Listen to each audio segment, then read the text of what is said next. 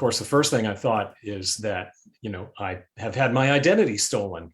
What do I need to do? Is this a real problem? Or do I just ignore this?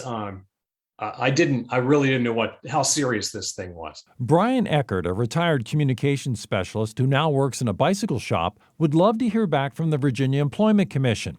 The VEC sent him a series of letters in January about an unemployment claim he had supposedly filed. He has never applied for unemployment benefits. Well, I sort of had let things slide after the first two letters, thinking it was just a clerical mistake and would probably go away. But when I got the money card from a bank in Chicago, I thought, I better let somebody know about this. And so I immediately called and then emailed and then sent a letter to VEC with copies of the stuff that they had sent to me. But I haven't heard anything since. The VEC had sent him a debit card with $400 loaded on it. After that, a bank in Maryland sent him an ATM card for an account he never opened.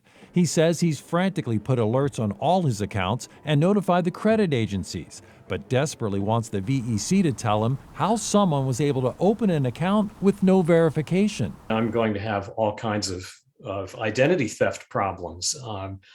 That's the thing that I'm concerned about the most. But as a taxpayer, I'm really upset about this. The money is just being handed out right and left, and nobody seems to be being able to stop this. If you could speak to the new commissioner, Carrie Roth at the VEC, what would you tell her about what you would like her agency to do?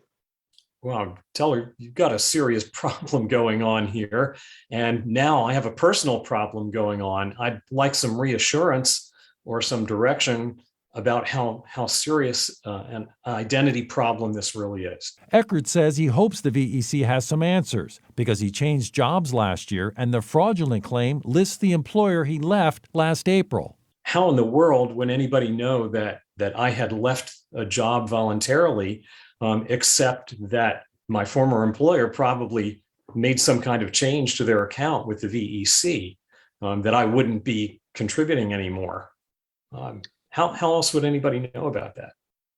I contacted VEC spokesperson Joyce Fogg this week, and this morning she said Eckert's case has been referred to the fraud unit. And Eckert did get a call from the VEC today and says he hopes that VEC employee can actually help resolve some of the damage a fraudster has inflicted in Eckert's name.